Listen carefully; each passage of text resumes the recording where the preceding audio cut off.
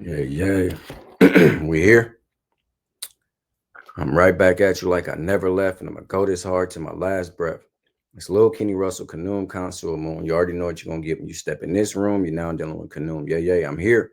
And while I'm here, I'm gonna make the information direct and clear because a lot of y'all can't hear. Yeah. Now, welcome back to Make My Ancestors Great Again. This is another episode of Ancestors Speak. This is Ancestors Speak Part 17 featuring John G. Jackson. Um, Let me let the ancestors speak as I do every day, and we'll get straight to this. There's one thing you have to get through your mind and keep it. Nothing that ever came from the European mind was meant to do anything but facilitate European domination of the world. And I said there's no exception. All right. That was the ancestors. And since today is Ancestors Speak, I'm going to go on the roll call. Speaking was Dr. John Henry Clark, Bubba Clark, okay, affectionately known as that by people that was close to him. John G. Jackson, Sheikh Anta Diop, Dr. Ben, El Haj Malik Shabazz, which is Malcolm X, Khalid Muhammad, okay, Walter Williams, Hubert H. Harrison, okay, that's who you seen accompanying Dr. Clark. He was given the speech. That's who accompanied him in photographic depictions, okay. Now, this is John G. Jackson, one of the gentlemen who was featured in the photographs, a part of that intro. He wrote books. These books, these are just pamphlets, but he wrote these. One was copy, copyrighted or printed in 39, and one was done in 1941. So these are the pagan origins of the Christ myth by John G. Jackson, who we're going to speak about in a minute. And this is Ethiopia and the origin of civilization. So these two books I've had for some years now. Like I say, as you continue to do your study, you would need to buy ammunition. If you're going to fight, you have to have a weapon. Your weapon is your brain. So you would have to buy the material that's considered ammunition. Now, you can do this from a internet perspective, but you would always want to have physical ammunition. You would want to have your books. You would want to be cataloging things. You would want to have documents that you can go and put your hands on, stuff that you can feel. Okay. You would want to have notes, a lot of notes, things of that nature, and a great memory. All the ancestors had a great memory. So he died in 1993. John G. Jackson was born in 1907 and he died in 93. Okay. Was a great ancestor. And today I'm going to share a video with him. I don't own it. You can find it and watch it wherever you can in its entirety. I'm going to give my opinions and thoughts on this particular video, but really I just like to relax and listen to their stories. And I want you to hear the values that the people had in the early 1900s compared to the values that the people have today. It's no disrespect to the people of today, but the values have changed quite a bit. So if you feel like you want to do something to me, if you feel like you want to do something for me, like and subscribe because it won't cost you a fee. I'm going to toast to the ancestors. And let's get going. The next voice you'll hear is the great master teacher, John G. Jackson. And he's going to just share a story. And I wanted this particular story because, like I say, it tells you the values that the people had. They knew they were African and they had certain values that we don't have today. So let's look at the video.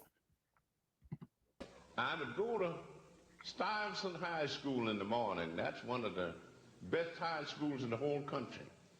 I got an education at Stuyvesant High School between 1922 and 26 that's better than you can get in the average college today because they had high standards back in those days.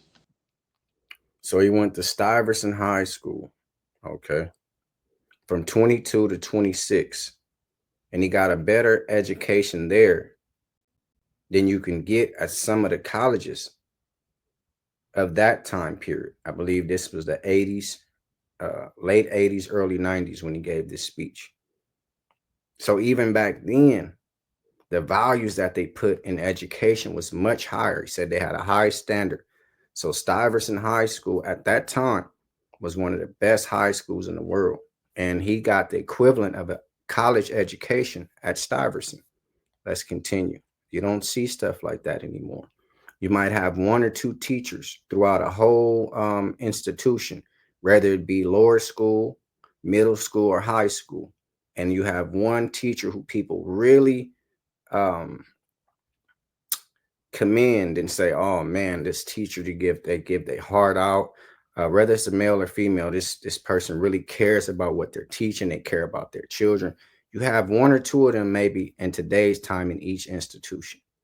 Back then, they didn't just have no one or two. Everybody was committed to making the standards of high school have a lot of values, and it meant a lot in those times. And that was 22 to 26.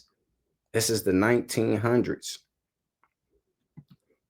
Now you can go through low school, high school, college, and university, get a PhD after your name and still be an idiot. In those days, That's 100% true. As I showed you yesterday, a gentleman named Brown, a professor named Brown on the line of fire. You can go through lower school, you can go through high school, you can get a PhD by your name, you can still be an idiot.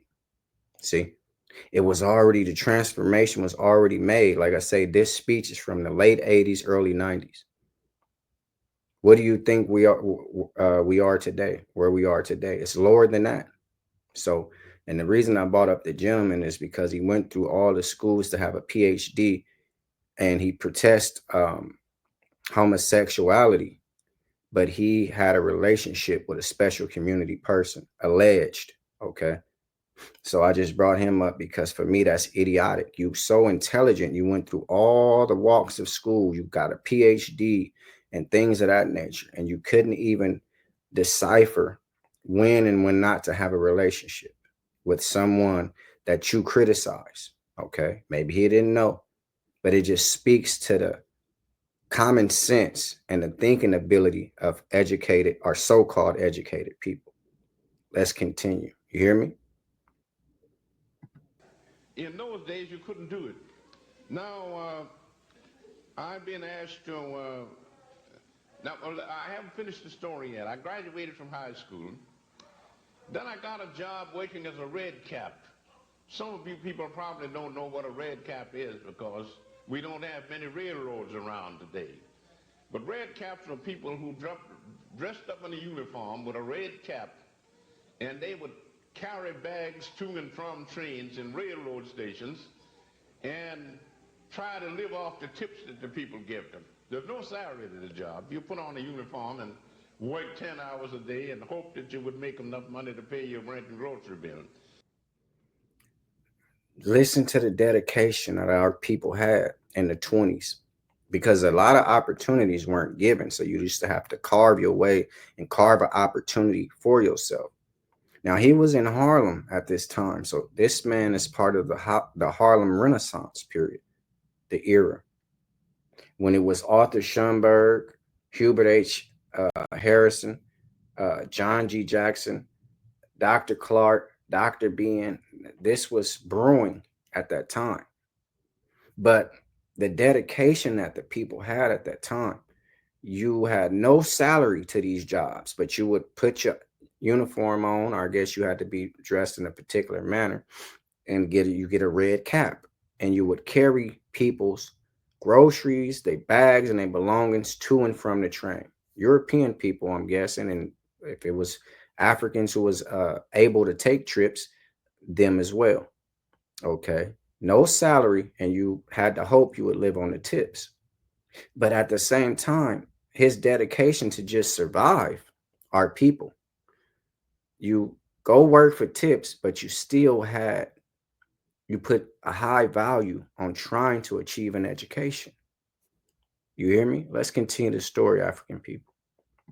So I put in 10 hours a day red capping and then attended night classes at the City College of New York. And I was so sleepy when I went to classes until I slept through all the lectures. And they managed to stand my society for 4 years. And then they told me that since I missed all the lectures and was giving all the wrong answers on the examination paper, that if I didn't improve, they were going to boot me out of the school. Well, I couldn't improve, so I dropped out. So then I decided that since I couldn't stay in college, that I had to have an education. Did you hear that, African people? Excuse me. Things got rough with his educational life, his life in education. He worked 10 hours a day as a red cap, trying to provide for himself, rent, the regular necessities that a human being needs to survive month to month. So he couldn't sustain his college education at the New York City College at the time. He was always sleeping in classrooms. He didn't get the lessons, so he would fail on a lot of the studies and the courses and the tests and things of that nature. So he dropped out, but it was on his mind. He said, but I still have to get an education. Wow. This is why I love the ancestors. You hear me? This is very key, African people. Never give up on educating yourself. Let's continue. And I knew the right people. I knew a man named Mr. Arthur A. Schomburg, who was the curator of the Schomburg Library in New York. You all heard about that. And I would be sitting in there at the big round table and educating myself through the 10,000 books in the Schomburg collection. Now, the Schomburg collection had 10,000 books in the 20s. You hear me? In the 1920s, it was already a collection over the size of 10,000. So he would go there and educate himself, getting a far greater education than he would in any city college.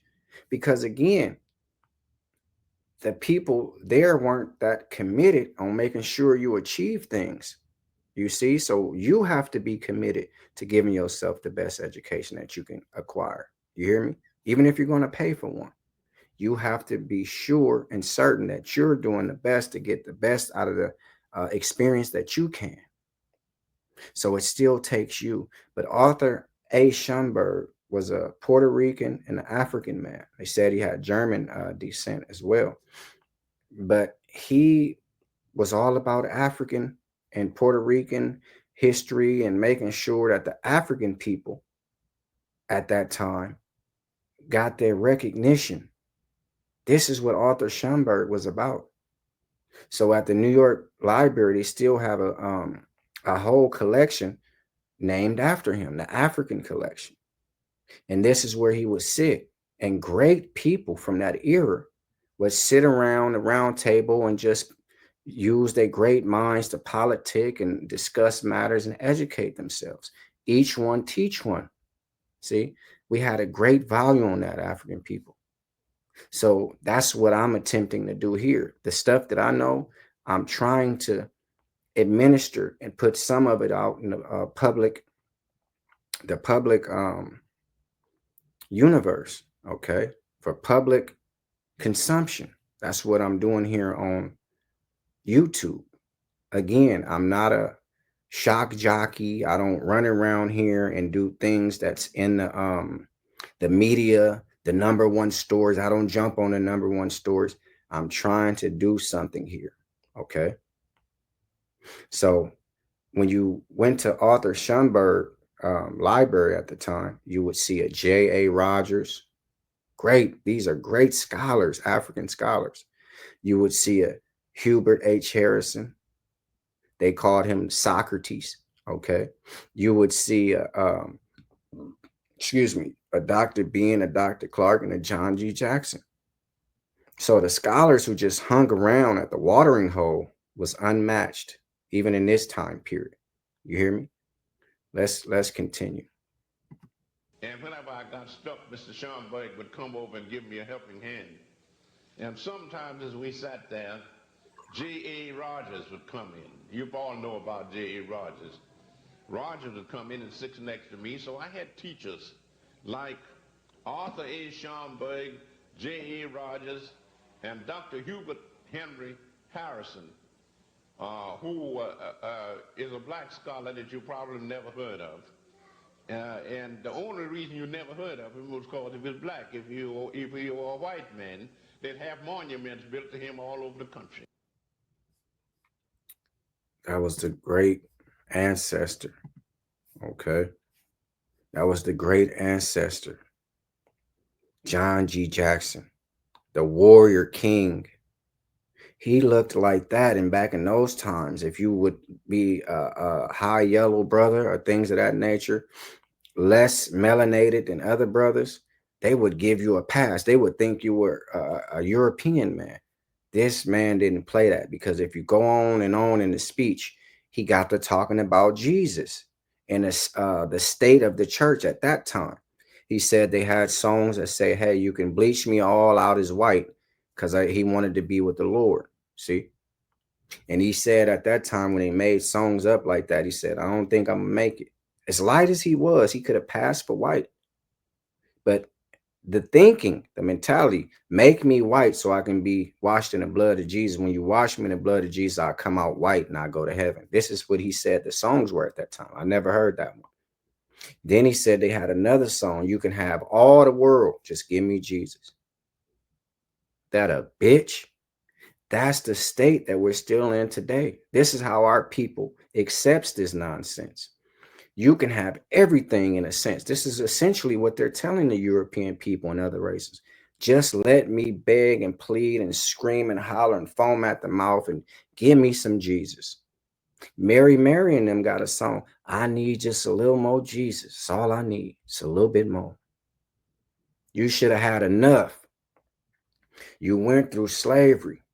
You went through Jim Crow. You went through lynchings all the way to the 50s. Okay. So you should have had enough of Jesus. You've been screaming his name since the arrival of the first slave ships to an alien land. And you still screaming the slave master's God name and wonder why you're still in the same position you're in today. I must settle it there and stop there, because I don't want to say things out of anger. And I will go ahead and conclude there. I want to give my honor and reverence to the great ancestor, John G. Jackson. May his soul continue to rest, and may his spirit continue to be lifted up to the ancestors. It's Lil Kenny Russell, Kanoom, Consul Moon. You already know what you're going to give when you step in this room. You're now dealing with Kanoom. This is what I do, and I love to do it. And before I take back what I said, I add some more to it. This video is just what it is. It is what it is. Okay?